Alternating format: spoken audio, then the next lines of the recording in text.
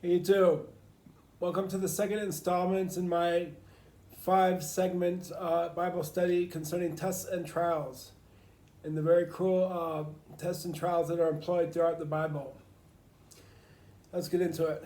Um, this is Genesis chapter 22, verse 1. After these things, God tested Abraham. He said to him, Abraham, and he said, Here I am.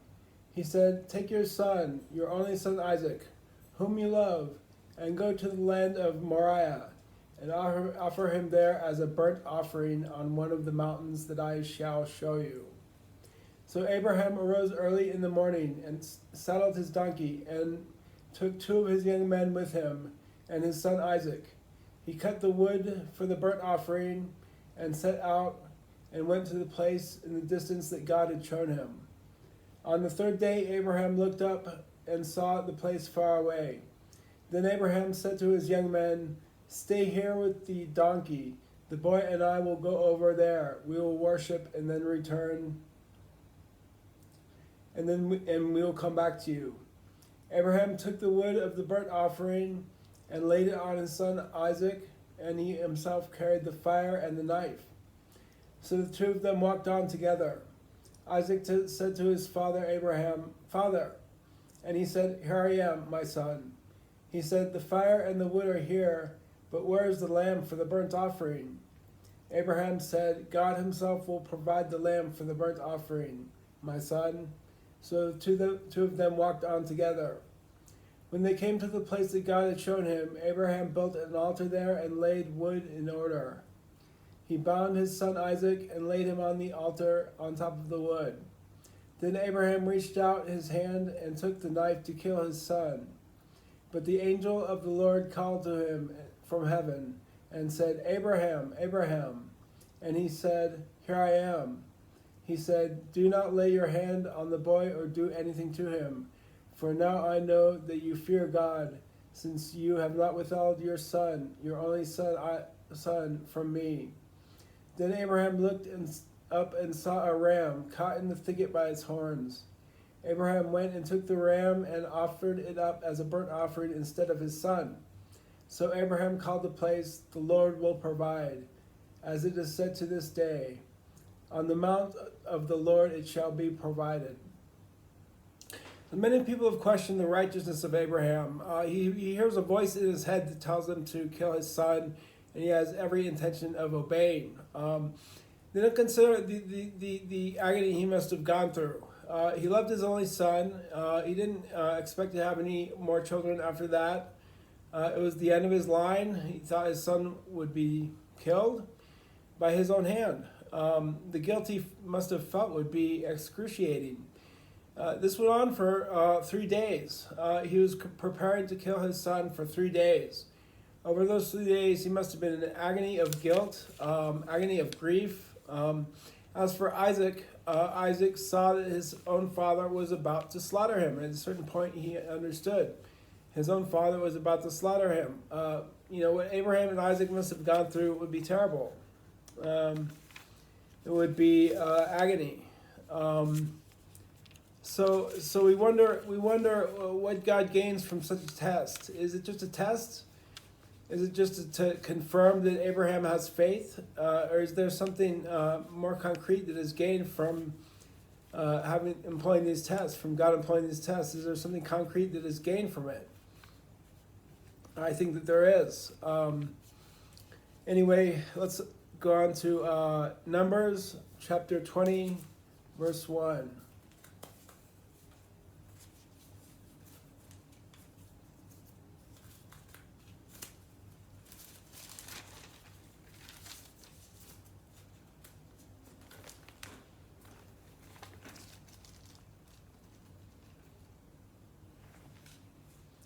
Numbers chapter 20, verse 1.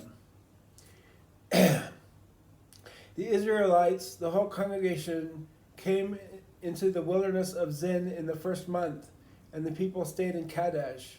Miriam died there and was buried there. Now there was no water for the congregation, so they gathered together against Moses and Aaron. The people quarreled with Moses and said, Would that we had died when our kindred died before the Lord. Why have you brought the assembly of the Lord into this wilderness for us and our livestock to die here? Why have you brought us up out of Egypt to bring us to this wretched place?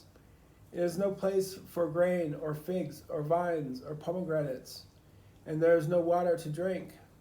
Then Moses and Aaron went away from the assembly to the entrance of the tent of meeting.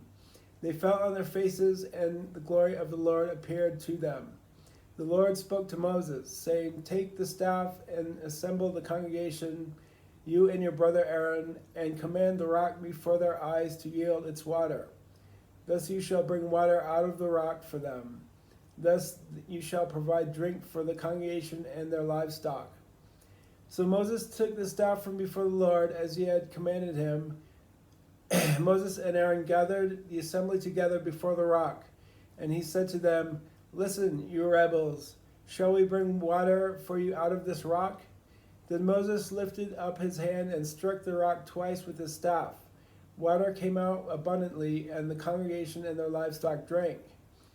But the Lord said to Moses and Aaron, "Because you did not trust in me to show my holiness before the eyes of the Israelites, therefore you shall not bring this assembly into the land that I have given them. These are the waters of Meribah, where the people of Israel quarreled with the Lord, and by which he showed his holiness." So God seems to overreact. It seems a minor thing that Moses did. He struck the rock with his staff. Something must have been lost to God that day. Something must have been gained for Satan that day. There's some grave importance to Moses' behavior that constituted a victory for Satan and a defeat for God. That's the only way to explain how God reacts the way he does. He's very angry at Moses. He refuses to let him enter the land of Canaan, all for striking a rock. It's a minor detail, but that detail meant a victory for Satan.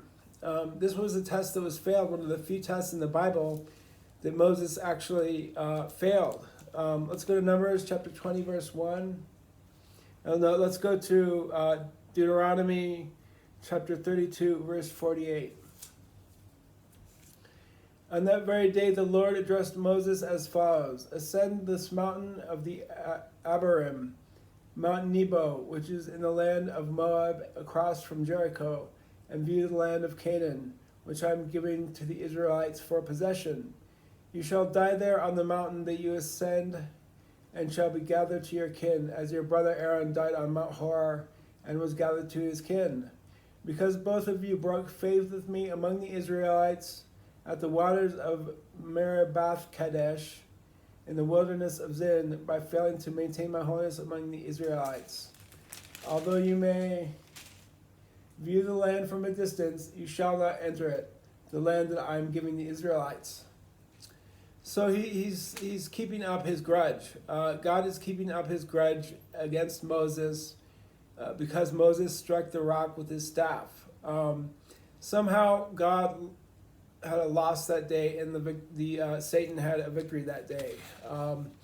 This is what form that takes. We'll see later on.